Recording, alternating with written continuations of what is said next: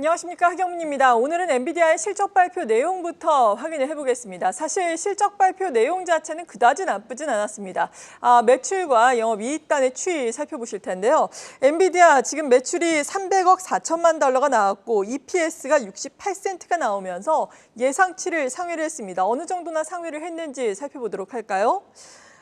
예상치가 64센트였는데 주당 순이익 같은 경우에 EPS는 68센트가 나왔고요. 그리고 매출 같은 경우에는 287억 달러였는데 300억 달러가 나왔습니다. 그럼에도 불구하고 정규장에서 2% 하락, 그리고 이 시각 현재 시간의 거래에서 7.33% 내림세를 나타내고 있는데요. 우리가 예상을 했던 것처럼 매출 총이익률, 그로스 마진이 2년 만에 첫 분기 만에 또 하락을 했다라는 소식이 또 악재가 되기도 했습니다. 계속해서 들어오는 뉴스들 저희가 긴급 진단으로 마련을 해드릴 텐데요. 오늘 이 시간 먼저 대신증권의 박강호 부장과 함께 분석부터 해보겠습니다. 어서 오세요. 네, 안녕하십니까. 박강호입니다. 네, 일단 실적에 대해서 분석부터 해주시죠. 이번 이제 2분기 실적은 컨센서스를 상회한 좋은 실적이라고 생각을 합니다. 그동안에 이제 AI 고점에 대한 우려가 존재했지만은 2분기 실적의 자체만 본다면은 그 우려를 좀 어느 정도 희석화시켜주는 양호한 실적으로 보고 있고요. 특히 이제 우리가 기대하고 있던 이제 이 매출 측면이 그다음에 컨센서스나 그다음에 회사가 준 종전의 가이던스를 좀 큰 폭으로 상회한 300억 달러를 기록했던 거는 자체적으로 좋은 내용인 것 같고요. 두 번째로는 이제 부문별로 보면은 여전히 이제 데이터 센터 쪽이 전년 동기 대비 150% 정도 증가한 실적을 보였던 부분도 상당히 의미가 있다고 보고 있습니다. 또 하나는 최근에 이제 블랙웰에 대한 어떤 수율 문제가 좀 거론이 되면서 이제 공급 차질이 있지 않냐 그런 부분에 우려를 했는데 이번 2분기 실적 발표를 통해서 일부 수율의 문제는 있었지만은 4분기 때부터는 정상적으로 공급이 진행된다. 그런 블랙웰에 대한 전망을 좀 줬기 때문에 실적 자체는 크게 문제가 없었다고 봅니다. 다만 이제 언급하신 것처럼 이제 시간 외에 거래에 하락한 부분은 저희가 이제 3분기 회사가 준 가이던스가 이제 컨센서스 대비 소폭 상회하는 수준에 그쳤기 때문에 좀 실망의 좀 매물이 좀 있지 않을까 생각하고요. 그 얘기는 뭐냐면은 결국에는 AI에 대한 어떤 기대치가 연초부터 계속 높아진 거에 대한 부담은 계속 존재한다고 보고 있습니다. 네, 시장의 관건은 말씀하신 것처럼 블랙웰의 생산이었는데 엔비디아 측에서는 지금 2분기에 고객의 샘플을 출하했다. 그리고 말씀하신 것처럼 4분기에 블랙웰 출시를 하겠다라는 계획을 밝히기도 했습니다.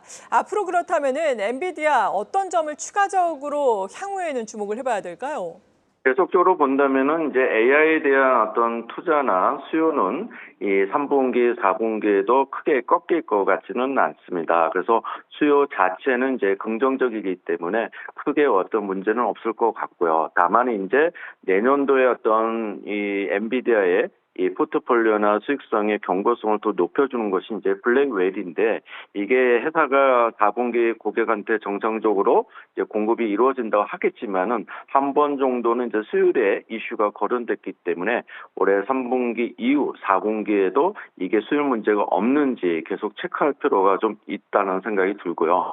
두 번째로는 이제 결국엔 3분기 가이던스를 이제 줬지만은 시장의 관심은 또 4분기의 어떤 컨센서스를 회사가 또 맞춰주느냐 계속 다음 분기의 높이에 대한 고민이 생길 것 같습니다. 그 얘기는 뭐냐면 결국엔 AI에 대한 어떤 고점 논란이 이게 끝나지 않고 다음 분기에 계속 있기 때문에 어떻게 보면은 시장의 어떤 AI 투자에 대한 어떤 정도가 자꾸 눈높이에 하야하지 않느냐 그런 부분은 좀 계속 지켜봐야 될 것 같습니다.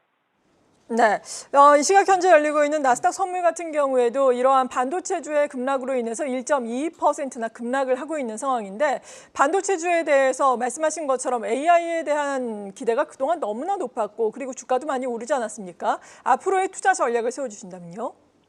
이런 엔비디아의 실적을 본다면은 이제 EQ 실적보다는 결국에 아까 말씀처럼 3분기 가이던스가 이제 컨센서스하고 얼만큼 이제 차이가 나느냐가 있는데 연초부터 분기로 본다면은 이 컨센서스 대비 회사의 가이던스 준 거는 그 폭은 점점 줄어들고 있습니다. 그 얘기는 뭐냐면 계속적으로 실적은 상향된 거에 대한 눈높이가 높아졌기 때문에 그 이상의 어떤 깜짝 실적, 그런 어떤 가이던스를 주기는 점차 쉽지는 않다고 생각합니다. 그 얘기는 뭐냐면 결국에는 이 고점 논란이 지금은 이제 어느 정도 마무리된 게 아니고 어떻게 보면 한 분기, 두 분기 정도 2월이기 때문에 AI에 대한 어떤 고점 논란은 좀 계속 주가에 부담이 될 것 같습니다.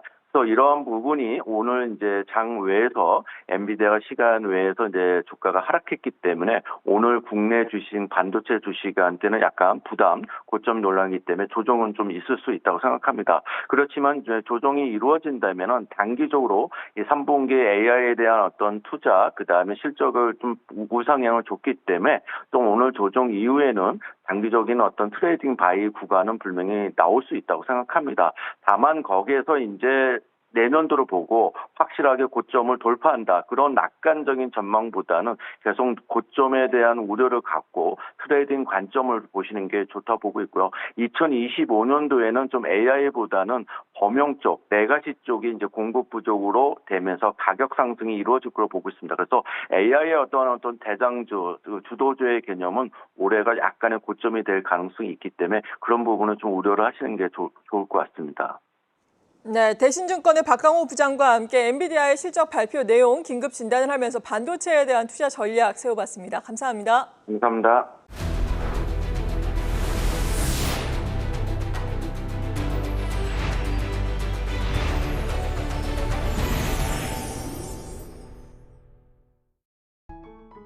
계속해서 다양한 경제 이슈를 알고 싶다면 구독과 좋아요, 알림 설정 부탁드립니다. AI 캐스터 권미정이었습니다.